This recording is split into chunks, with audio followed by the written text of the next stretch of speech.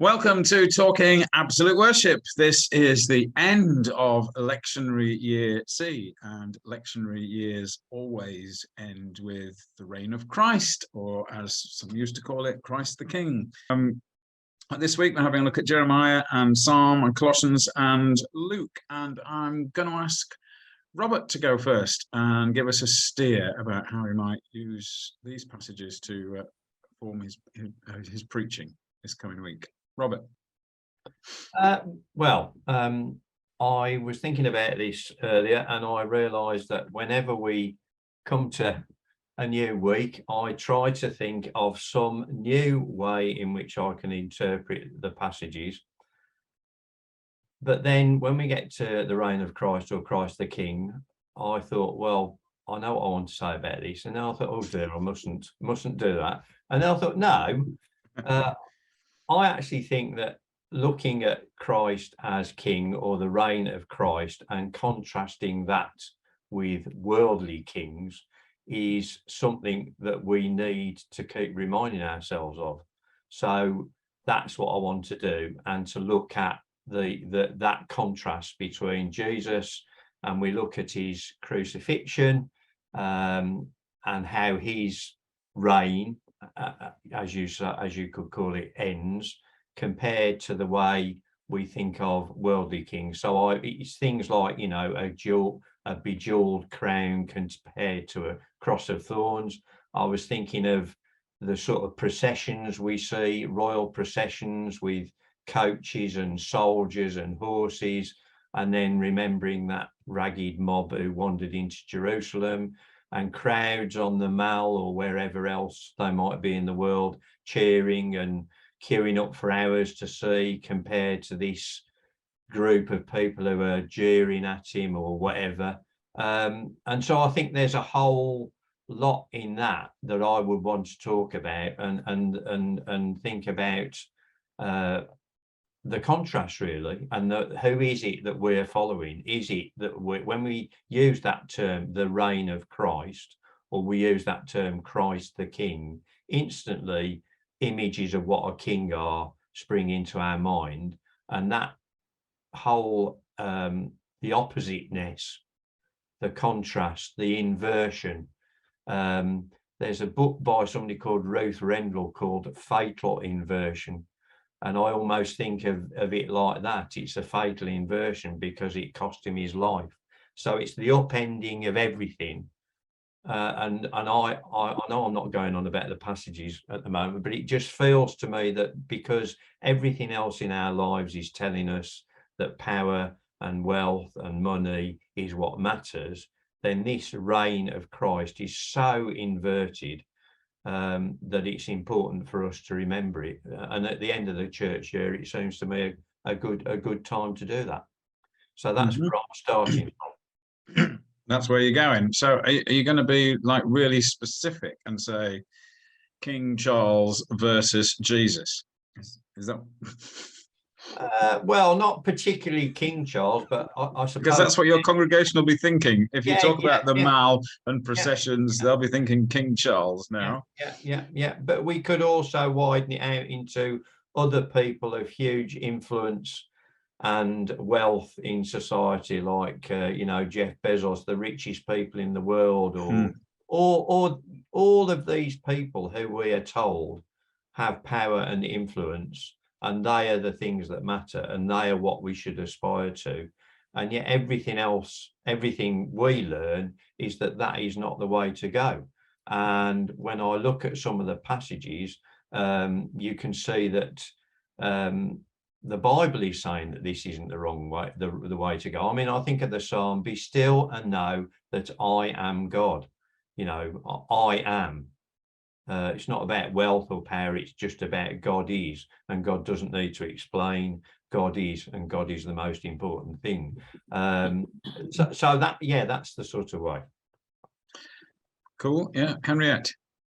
Yes, and you know what you say, Phil, that this year people will think of the Prince Charles, but I love the idea, Robert, because I thought the same thing. It has to be done this year, especially with all the changeover from a queen to a king now, and And as you say, you know, we are almost incapable of not seeing the images of that have been shown to us this year when we talk about Christ the King. So it is so important to make the distinction and to compare the two, especially like, you know, when you read that someone says, oh, don't revoke my license, I have a coronation to plan, whereas the other is saying like, please go and get me a donkey, you know, to ride into Jerusalem.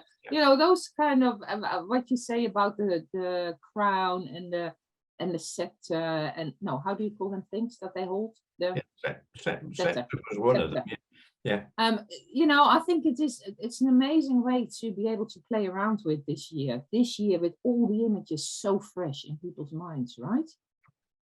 Well, I was interested, and because you don't see that many coronations in your life, do you normally? I was interested to hear the stuff about what King Charles was saying he would promise, and he would, you know, were central to his kingship, and there was some discussion about, oh, what's the relationship with the church, and he said, I will protect the faith, and that's the traditional phrase, isn't it? So it's not something he's making up. But it did pause me to think, what's he going to protect us from? What does it mean? And do we look to King Charles to protect us when Psalm 46 says, God is our refuge and our strength, and God is the one who brings us back to the fold, and all those things that Robert is alluding to. In whom do we put our trust? I think you're possibly wise to widen it, though, from King Charles, because I don't think King Charles is really the equivalent of what the Bible is talking about. I think your Old Testament kings were much more of your dictator version of ultimate and extreme power, whereas your modern king in the UK is much more of a figurehead than actual power. Although, you know, wealth, yes, but actual power. Some of the figures behind the scenes that we may not see even know the names of, the ones who wield the actual life-changing power in our economy and in people's lives. Yeah, you were going to add something, Robert. Well, just to say that I thought we were trying not to zone in on this year, but I was thinking more of what one thinks of when one thinks of and a child thinks of a king as somebody having all power. I also thought, and I am zoning back in, that on the days when all of these crowds are there, you imagine, you know, the work of Jesus is going on in some sort of forgotten little corner of London, but that's the real kingly work. It is this. I'm always fascinated by this sort of inversion and everything that society seems to do with our faith. And I know we're not talking about Christmas, but I sort of think that's the ultimate example of inverting, upending what the meaning is, so that it fits in with what the world wants, you know. So Christmas, this gift of God to us in a baby, is turned into this feast of excess. It's sort of the oppositeness of it just staggers me. So, and that's why I think it's important that we do focus on this, the king thing, because it's another example of that. What else was I wanted to say? And then I thought, in the gospel, this thing about the other two who are on the cross, and the one saying we're getting what we deserve for our deeds. And I did get into a whole, you call it a rabbit hole, don't you? Well, who is it who says that they're getting what they deserve? What had they actually done wrong? And you know, I got into a whole thing about that, wondering, you know, they might have been people who'd stolen a loaf of bread because they were starving, and yeah, they are getting what they deserve by the law of the time. But everything we're talking about at the moment in this way of looking at it is that the law of the time is wrong. It's about the ruling class, those with power, deciding what justice is. And Jesus again is coming along and saying, no, that's all wrong. It's you've got it the wrong way up. You've got it back to front.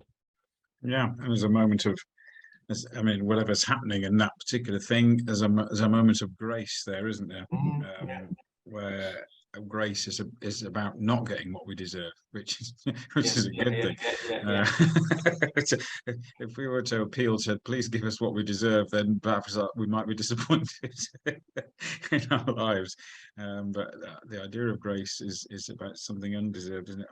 I'm kind of thinking, even though this comes round, it's interesting to have a reading about the crucifixion at this time of the year, because congregations expected at Easter, but then you put it away, don't you, until next Easter, the crucifixion. You don't have to worry about the crucifixion for a long time. And it might be quite jarring to congregations. It might be an opportunity to go with that, as Robert says, a little bit. The bit that stuck out for me was if you're the king of the Jews, then save yourself. The expectation of the king would be that the king would save himself and sacrifice everybody else in order to keep his kingship. But you might think about Putin. He's not going to die on the front line. You can be sure of that. He's not going to die blown up in a tank or in a trench. He's going to send tens of thousands of conscripts who will be blown up in trenches and killed in tanks and shot. But it's not going to be him. He'll save himself and sacrifice everybody else. And with Jesus, if you're bringing that out, that contrast, Robert, actually Jesus puts himself at the front. He takes the force of the blow, if you like. He absolutely doesn't save himself deliberately, and in doing so saves everyone else. However you might interpret that, and different ways of interpreting that, but he does the opposite, as you were saying, of what a king is thought to have done. And I thought there's a bit in Jeremiah, woe to the shepherds who destroy and scatter the sheep of my pasture. The shepherds are those with responsibility. So that's another way of looking at it, in that kingship is not about power as much as about responsibility and about caring and protecting those in your realm and that again is the sort of opposite, because as you say, Putin and generally people with power end up making sure that they're protected first. There's something about being anti-establishment, I suppose, or this is all getting a bit political, but that the establishment protects itself first. That's just the way things work. And yet then, so the establishment are the shepherds, but they've destroyed and scattered the sheep. That it seems there's something in that about it being the wrong way up. You're not supposed to scatter the sheep, you're supposed to look after them. Yeah, Henriette? Yeah, I find that bit about the shepherds interesting as well. And I think for me personally, I think it is good if we also relate that to ourselves as shepherds. You know, I'm not saying that we are, well, in a way we are shepherds, in a way we are looking after and looking out for the people of God. And, you know, we too, many ministers too have a tendency to look after their own interest first, you know, with our jobs and our houses and our stipends, and, you know, the churches are struggling, and you know, and it's a super complex issue, and this is probably not the platform to go too deep into that, but I do think that we as shepherds of the people of God also have to hold up the mirror to ourselves and not just to the other people in power. We also have power. Pensions, Henriette, yes, pensions, yrC pensions. Yeah. But it's Robert. Easy, right? Because we so often think like, oh, we are also with the downtrodden, whereas actually, maybe we're not. No. Maybe we are super privileged people, and maybe the maybe can be left away. Well, Yeah, well, that's sort of that's bringing it down, isn't it? So we look out at the establishment and say it's all their fault, and then God turns it back on us. And whoever we are, whatever our situation, there are people not necessarily we're responsible for, but people we have an effect on just in our daily lives when we're out, you know, and the way we treat them, we're either, you know, hurting them or not. You know, there's no sort of, we're either scattering the sheep or we're not, by the way we behave. So I think there's somewhere you could go with that. Yeah. You might also ask the question, if you are the king of the Jews, if you are the church, save yourself. What does it mean if the church puts saving itself above saving the community in which it is set, or the world in which it is set? And I suspect some congregations might be able to see that if it's brought out sensitively about how the church's energy is directed at saving itself. If you really are the Church of Jesus Christ, then maybe you shouldn't be pouring all your energy into saving yourself. There you go. There's a bigger question. Robert, you see, you've opened up a can of worms. Well, yeah, and that takes you back to the Psalm. You know, where is your refuge? Is it in your institutions, or is it in the God of Jacob? Is that where, you know, where your faith really is? And in a sense, that not just for the church, but for all of us, where is our refuge in our status in society, in our nice house and car, all that sort of thing, or is our refuge in God? I mean, in the church, you could argue that if our refuge was in God and not in our traditions and our buildings and so forth, perhaps we might not be in such decline, because we would be going out and doing sort of more brave and exciting things. I don't know, but it just feels, where are you putting your faith? It brings us back to that. That's always a good question to ask. Henriette, what direction were you going to go in? Are you on the same track as Robert, or are you going somewhere else? I was very much unashamedly on the same track. Well, I just love, at the end of the year, the Sunday before we go into this whole problematic Christmas period of Advent. You misery. Which is very often very Christmas. problematic in churches, isn't it? So I just love using this Sunday as this to talk about the reign of Christ and Christ the King in the way that we have talked about. And I think we are stuck with those kind of metaphors. So let's just talk about it in a good way, as we just have discussed, you know. But I also looked just kind of at all the readings and distracted the general sense from it, that actually, you know what, God sees and God knows what's going on for us. And I think that is probably, well, at the moment, it may be a good thing for people to know that. And, you know, who knows where we are going to be in November. One can only guess or fear. And, you know, and so from all the readings, I thought, you know what, God really cares about the things that life throws at us, and whether it is our leaders politically or religiously, or a king, an earthly king who destroys the people, like, you know, we read in Jeremiah about the shepherds, or whether it is the earth quaking and roaring, or the wars that we are fighting, that is mentioned in the Psalm, or whether it is us being mocked and treated unjust, like they did with Jesus, you know, with the innocents, or because we deserve it, like they did to the person who was crucified next to him. God is actually there and deeply, deeply cares about it all. You know, and so, and, you know, just to put it in total human terms, because what else am I going to do as a human? God is absolutely emotionally involved with our pain, I believe. And, but at the same time, God's also outside of it, because God is the one who is actually going to act in all this pain and going to rise up a branch of Judah, and is going to, what does it say in the Psalm? And is the one who is God, be still and know that I am the one who is God.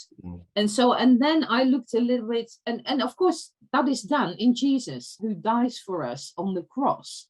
And, you know, and as we already discussed, I'm not going to go in that once again, but on the cross, which is so completely opposite to what we see in the world. And it's in that cross and in the way that Jesus is king or reigns or whatever we call it, that everything hangs together, and that everything actually keeps hanging together, not just our life and humanity, but actually everything in creation.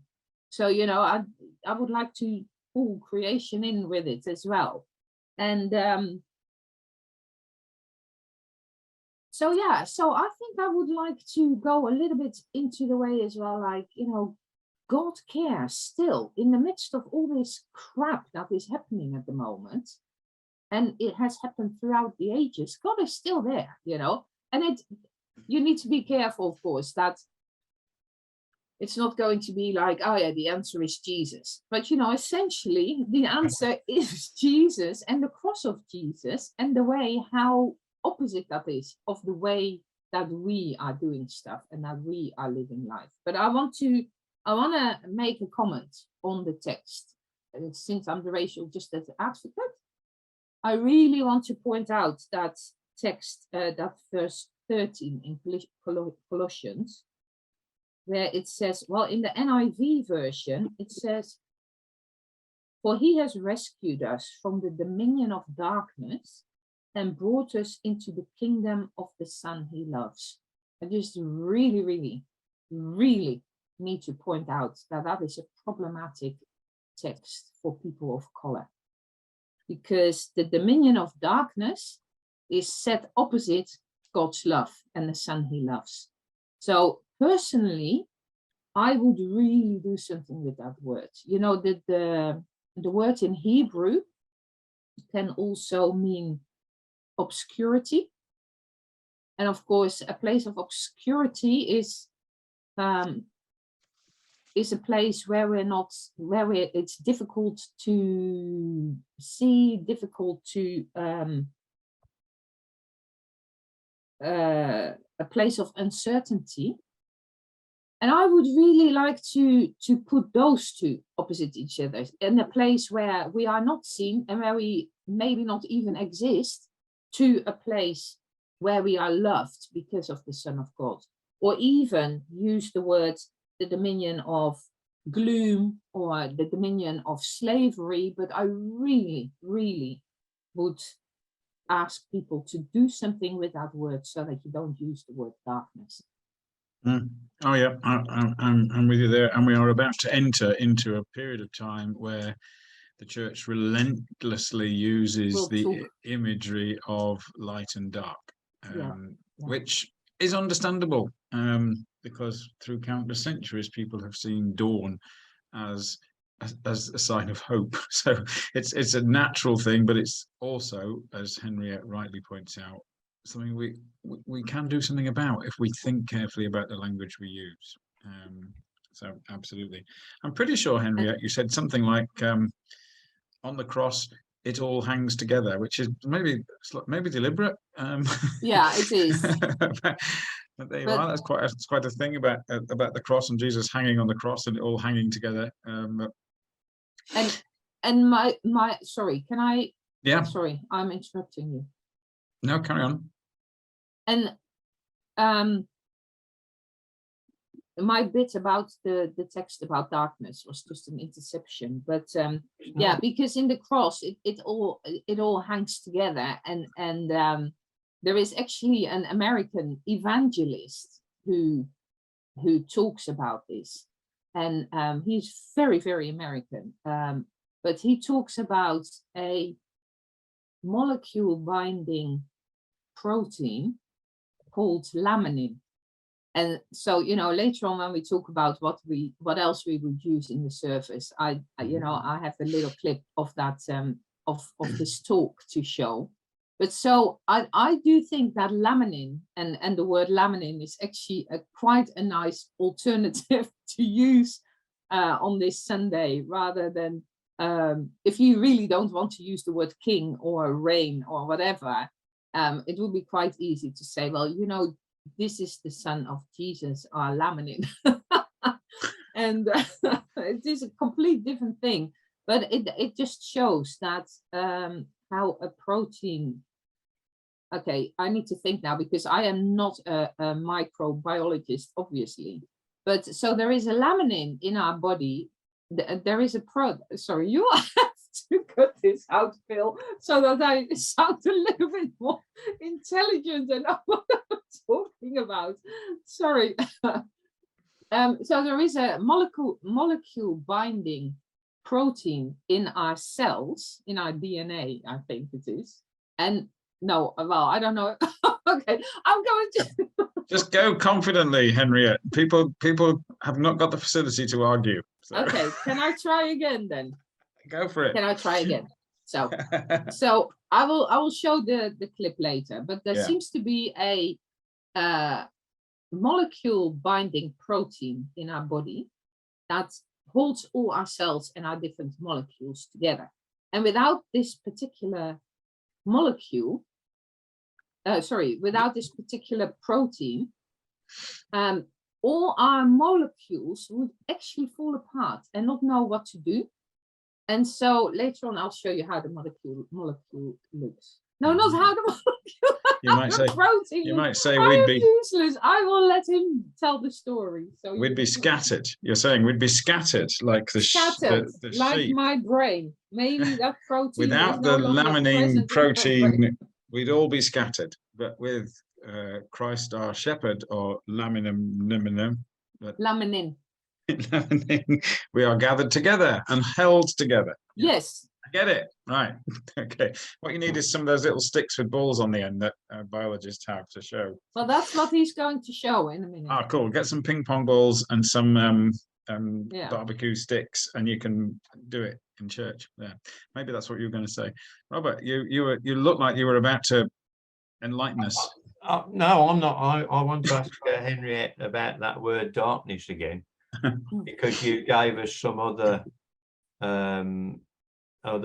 translations of the word, which seem to me to speak to insecurity and gloom. Is that right? Yeah. So the word gloom. The first word. No, it wasn't gloom. There was another word you used first. Uncertainty. Uncertainty. Obscurity. Obscurity. That was it. Yeah. Well, it's just as I was listening to what you've both been saying, which was bringing it more away from the king thing and down to us, or down to individuals, that it feels to me that what I want to give people is some comfort, because I think the way our culture works, this hierarchy of needs thing, it's about making us feel insecure, that we need this stuff in order to be secure. And the truth is, you can have as much of this stuff and whatever, and you never are.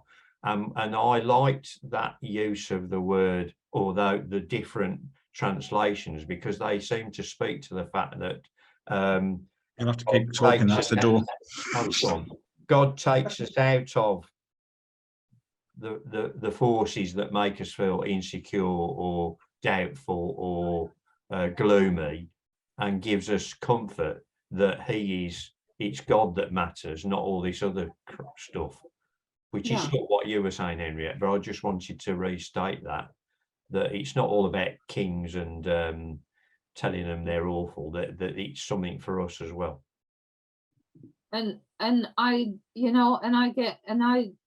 agree with what you're saying, and that is the message that we're getting day by day at the moment, isn't it? Like, well, we need to take these measures, and again, it's getting a little bit politic, but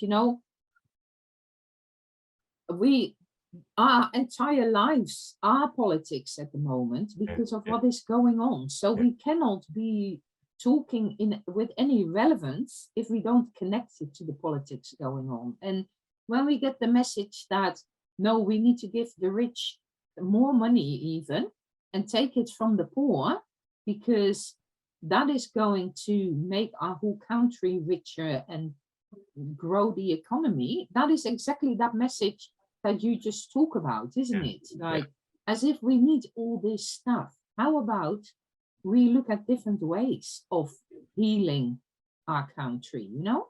Yeah, and it's also that these people who are telling us we've got to go through whatever the bad thing is, it's not going to hurt them. No.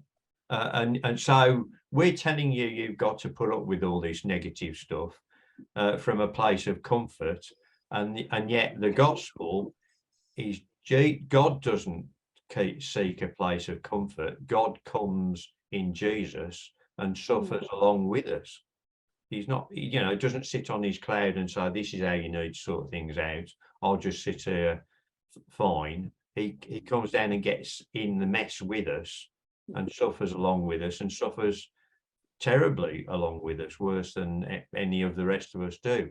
And you feel that these people who are telling us what we've got to go through, it's a bit like the generals in the First World War sitting back in their nice safe bunkers telling all the soldiers to go out and fight for their king and country, sort of thing. It's the same sense, I think, and that's why people get frustrated and feel, and that's part of what I was thinking about, that word darkness and how you restated it. It makes you feel hopeless and insecure, and who do I trust? And they're saying this is all the right thing to do. Is it? Because all these other people are saying it's the wrong thing to do. But God's there, as you said. God's there for us, and God is alongside us. And my image always is of, and I don't know where this comes from, dad or mum or something, of God sort of there alongside you with his arm around your shoulders, and he'll stay there. And what I find, it just keeps coming to me. And again, this is about politics, but the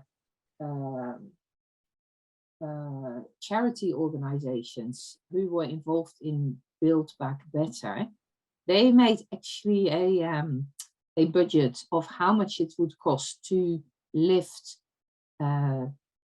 debts from the very poor that were built up during the pandemic, and it would cost £5 billion to just lift those debts and give people a good chance to restart again. And that was never picked up by any person in the government. And when you hear the numbers that are thrown around at the moment, you think £5 billion would have sorted the problem way back, because these people would have started spending a little bit more, maybe, or maybe not. But now they are talking about billions of pounds that, I can't even, to me, it's just a number that doesn't mean anything other than total destruction. But, so £5 billion would have been just a little, it would have been peanuts compared to the number of the amounts of money that are thrown around now. And so, that just is, I say that because I feel that is linked to what you're saying. Christ does it in a different way. The ways of this world are not the way that Christ is going to do it. No. And I know that really does not help at all for people who can't feed their children, who are freezing. And I think that is where the problem comes in. And so therefore, what does it mean for us who call ourselves Christians? And what does it mean for us who say we are churches of Christ, or the Christian church? We are not called to be Jesus to these people, but we are called to show a radically different way, which is a better way of life, Yeah. And if that needs to happen by dying ourselves to release funds or whatever, then let's just do it. Yeah, well, it seems to me that what the reason for the comfort is that we need to be reminded of what really matters, so that we don't spend our times filled with anxiety and worried about how we're going to get through, but we're able to focus more on helping other people. Yeah, what really matters is that the time's dragging on. So I think we've given that an airing, and I think there's plenty for preachers to think about in how to address those texts and kingship and power and how a king behaves, and how those who call themselves the king's followers conduct their lives and live their lives and demonstrate their lives and model the life of the king, particularly in that challenging Luke passage. If that's what the life of the king is, and that's the life we're to model, then that's a very challenging question to put to our congregations. I think I'd be going down a track if I was preaching, which I think I possibly am. Well, almost certainly am. Of probably taking all of these readings as a whole, and I kind of thought of the slightly odd idea of, because I wanted to read all the readings, but not all congregations are comfortable with 4 readings. So I thought, but there's something in all of these. And I just wondered whether there'd be a way of having 4 voices and taking phrases from the readings. I suppose tiptoeing onto other stuff rather than preaching, but to give a composite reading that was just voices from these different 4 readings. I might have a look at that and see if that's possible. So picking out, because there's some fantastic key phrases, that people recognize. God is our refuge and strength. He is the image of the invisible God. Be still and know that I am God. Are you the Messiah? Save yourself. And I'm just wondering if we could just have 4 voices, just bringing sentences from all the sort of one composite reading, so they don't think they've had 4, but they have. Yeah. And then that sort of would lead me into a sermon that was really asking the question, who is Jesus? I think that the reign of Christ is very much a Sunday where we think about that, and we have been doing. If who is this Jesus you're talking about? And there's several answers are presented in here, but they're going to pretty much tie up with my stuff about more creative stuff. So I'll hold that off for part 2 as to what the answers are to who is Jesus. And I'll ask Robert, what other stuff apart from preaching do you plan to give your congregation this week? Well, I was thinking about this earlier, about the way we all come up with different things, and I realised that I'm a great one for asking people to think about something, and so that was sort of along the lines you were just talking about. I would probably say to everybody, what do you think of when you think about a king? And I'd ask them to talk about it, and then I might have some words to illustrate what sort of king Jesus was, and either display them or ask people to think about those as well, and just to get them to think of that tension, is it, that between the 2 images, to introduce that. Yeah, that was the sort of introductory way I thought of doing it. What else was I thinking about? Oh, just images of power, I suppose, but I don't think that really is that. I would sort of tee it up with thinking about what we think about when we think about a king, and then perhaps getting people to talk about that and then share their responses, and then, as I say, look at some of the images of Jesus, cross, servant, death, etc., and contrast those with those ideas. Yeah, you could ask the traditional question, what would you do if you were king for the day? I looked up some answers to that question when I was preaching I was invited to preach on the Queen's Diamond Jubilee service in the civic service. And so I collected some of the answers that children are given to that question, and they sort of range from, I would establish world peace, good answer. 10 out of 10. To I would ban peas. So you can have some fun with the congregation reading out some children's answers to what would you do if you were king? I ban my sister from my room, and just the levels at where people's lives are. What are the significant issues? Well, peas is the most important thing in my life at the moment, and I would ban them. And it helps us, I think, see a little bit about the perspectives of our lives. How narrow are they? how wide are they? So I think, yeah, there's some mileage in that. Yeah. And yeah, you hinted at some video of top microbiology analogies. Yeah, so this is an American evangelist. His name is Louis Giglio. And I have to admit, he is very, very American. So you kind of have to listen past that a little bit. And I will only play it from a certain point just to keep it short. But it really, the whole, excuse me, the whole video is 11 minutes or so. And it's totally worth just hearing the whole story because it's funny and it's really enlightening. And he explains it much clearer about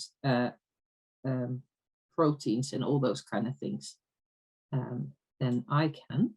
So I don't know if I still remember how to share my screen, but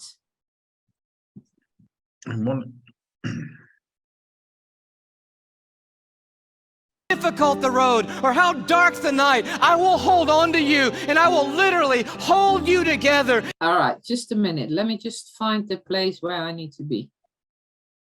Somewhere around here. Okay. Okay, this is what I found right here.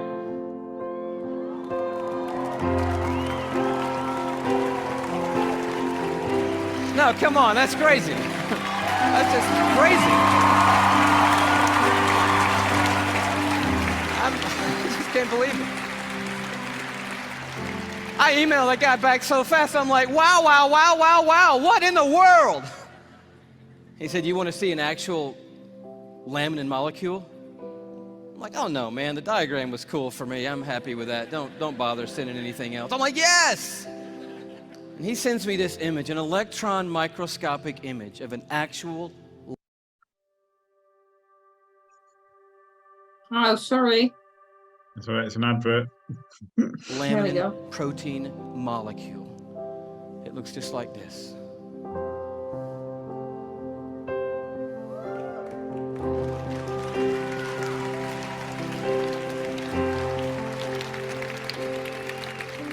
Like, how crazy is that? That the stuff that holds our bodies together, that's holding the lining of your organs together, holding your skin on, is in the perfect shape of the cross of our Lord Jesus Christ. And immediately I'm thinking about the words of Paul in Colossians 1. You know this beautiful passage where Paul's talking about the supremacy of Christ and the sufficiency of Christ. He says, for by him, talking about Jesus Christ, all things have been created, things in heaven and things on earth. All things were created by Jesus and for Jesus. But then the next verse goes on to say this, it's crazy. And he, Jesus, is before all things, and in him, that is in Jesus Christ, all things hold together. Anyway, you get the idea. There we are, we get the idea. Yeah, so yeah, laminin is a cross-shaped protein. Protein that holds our body molecules together. If I use this, I'd have to get it right. I'd have to get it right because I've got a congregation in Sawston on the edge of Cambridge where quite a number of them work at AstraZeneca as a top biological and microbiological research centers. So yeah, I might have to get that right. But yeah, that's a very powerful illustration. So anybody wanting to look it up can look up, what was his name? His name was Louis Giglio. I just wanted to hear you say that again. Louis Giglio. Louis Giglio. Louis Giglio, laminin. Look up Yeah, laminin protein Louis is called, Giglio. the protein is called laminin. Laminin. There you are. And you can put a picture of a laminin protein up in the shape of a cross. Marvelous. So I'm going to share my screen too, because I was thinking, yes, apologies to anyone on the podcast, because this is going to be just some string of pictures, but I'll try and describe the pictures as we go. Because I wanted to talk a little bit about who is Jesus, and I thought just to accompany some words about who is Jesus, I would show some pictures. So if you try and find a picture of he is the image of the invisible God, obviously there isn't one. So it's a picture of a man taking his face off and God is shining out from behind on a throne, which that was an intriguing picture, and I'm not sure whether I like it or not. But obviously the idea is clear of what this picture is supposed to be, is that in Jesus is the invisible God. Here's the invisible, the image of the invisible God. In other words, everything we need to know about God, you can see in the life of Jesus. That's what that's about, isn't it? All we need to know about God is there. It's there in the life of Jesus Christ. There's no hidden, mysterious stuff going on. It's all there. The whole fullness of God dwelt in him. So that's the first thing about who Jesus is. I forgot what the next slide is, so it'll surprise me. Yeah, right, shepherd. There's a load of pictures of shepherds you could use. I quite like this one because this is a picture of a Palestinian shepherd holding a white cloth, fleeing her house after an Israeli ground offensive in Rafah in southern Gaza Strip. And it's really what Psalm 46 is about. This is the shepherd who, in the midst of the city, gathers and is a refuge and a strength for her flock. And I just really like that image of that being who Jesus is. It's not the one that is throwing the bombs and scattering the flock. It's the one who is gathering them in the midst of the city. It says in Psalm 46, God is in the midst of the city. And there they are, those sheep. You don't often see, when you look up sheep, you see them in fields, don't you? I just think it's really nice to see them in the midst of the city, being gathered by God. God doesn't escape the city or the warfare or the bombing. God is right in the midst of it, our shepherd, gathering and protecting. So that's the second thing that Jesus is. The third thing, there's a lot in Jeremiah and Psalm about storms and waves and raging, and this is quite a famous, well, it's probably Japan's most famous image. It's called the Great Wave, or the Great Wave of Kanagawa. It's by Hokusai Katsushika, and it's one of a set of views of Mount Fuji. The mountain in the background is Mount Fuji. It's said that the wave and Mount Fuji are two contrasting symbols in this image. The wave is everything that's unpredictable about the world and about life, and Mount Fuji is stillness and eternity. So Mount Fuji in Japan is a sacred object of worship, which holds a significant part in their beliefs. So I think that's, I mean, I've got a big picture of this at home. We've featured it on Talking Absolute Worship before, because there's also boats in there. So it brings to our Christian minds the image of Jesus being in the boat and stilling the storm. And in Psalm 46, this "Be still and know that I am God." We take it right out of its context in Psalms, and we think it's a nice little quiet verse about sitting quietly meditating in a field with some daisies, or in a room on our own with a candle and some peaceful music. I don't think it's that at all. I think this "Be still and know that I am God" is God speaking to the storms of life, the wars. He makes wars cease to the ends of the earth. He breaks the bow and shatters the spears. He burns the shields with fire. Be still and know that I am God. Is God commanding the chaos to stop? It's not a quiet little meditation here, and it's Jesus standing up in the boat in the middle of the storm and saying, "Peace, be still." That's what it is. Peace, be still. It's telling the chaos to stop. It's calming the storm. So that's the third thing that Jesus is. Jesus is the one who calms the storm, the one who gathers us and is our refuge. And then an image of the cross. The third thing that Jesus is the king who would not save himself. And I said that something about that at the beginning, about the king who would not save himself, when the expectation is the king would sacrifice everyone in order to save himself. Jesus is the king who would not save himself. So I think probably that's where I go, with a unified theme really about who is Jesus, and I'd probably highlight those four things. Who is Jesus, and just prattle on a bit about each one of those for a bit, and that would fill most of the time, I think. But sometimes I think having some pictures, and you might want to choose different pictures to illustrate that. I challenge you to find a decent picture of "Here's the image of the unseen God." Just a picture of Jesus, which is again a challenge to think which one you'd use. Yeah, Robert. Oh, it's just I went down a rabbit hole. I did a course some years ago where you were given different images that artists throughout the world had done of Jesus. And I was trying to find that, but I think I might have disposed of it when I retired. But getting different ideas of what people think of Jesus is an interesting way. The trouble is, when you search it on the internet, it tends to be white male Jesuses with blonde hair. So it might be a bit difficult to actually do. But I think those images you've got are good. I think that's a good way to go. Yeah, Henriette. I think what you may be thinking of, Robert, is called a resource from the Methodist Church called The Christ We Share. And they had all those images from different artists.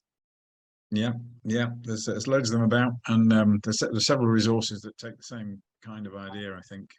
If you want to just invite Neil Thorogood to come and talk, he's in the Southwest. He's got like literally hundreds of postcard images of Jesus from all cultures from around the world. He's been collecting them for years, and he's got hundreds of them. And will happily come and lay them all over your go-pack tables to pick them and talk about who they think Jesus is. Pictures can be a way into that, and also a way of challenging people. That's why I picked a female Palestinian shepherd. There you go. Yeah, Robert. I've just looked up on the Archbishop of Canterbury's got a page on Facebook called The Christ We Share, and those are some of the images I recognise. Spot on, Henriette. Spot on. So it was Neil Thorogood who introduced me to those materials. So you're Googling whilst we're chatting here. Is that what's happening, Robert? Googling away. I was just checking the Grand Prix news. Yeah. Okay, so yeah, we've talked about some sermon ideas. Two or three different approaches to how we might take those readings. We've got some visuals. We've got some fabulous microbiology. Is there anything else anyone needs to add before I ask Henriette to pray with us? Just the obvious hymn is "Bind Us Together, Lord." Oh yes. Oh, nice. It must be 103 years since I sang that. That might be the time to wheel that one out again. Yes. Yeah. Laminins. Everybody used to think that was like the most modern song of all time. Oh, let's sing something for the children. Oh, Henriette's written that down. Bind us together. Yes. Absolutely. Perfect. So that I don't have to listen to us all again to actually only come to this. Heaven forbid. Right. Well, thank you. We've been talking absolute worship. We know that it's a task every week for you to prepare worship. It's something that we do every week too. So I'm going to ask Henriette to lead us in prayer as we set about that task. Let us pray.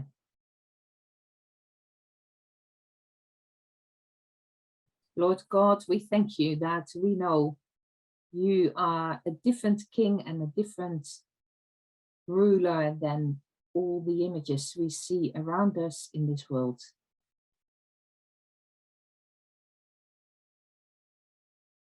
We describe you in human language and we try to understand you with our human mind.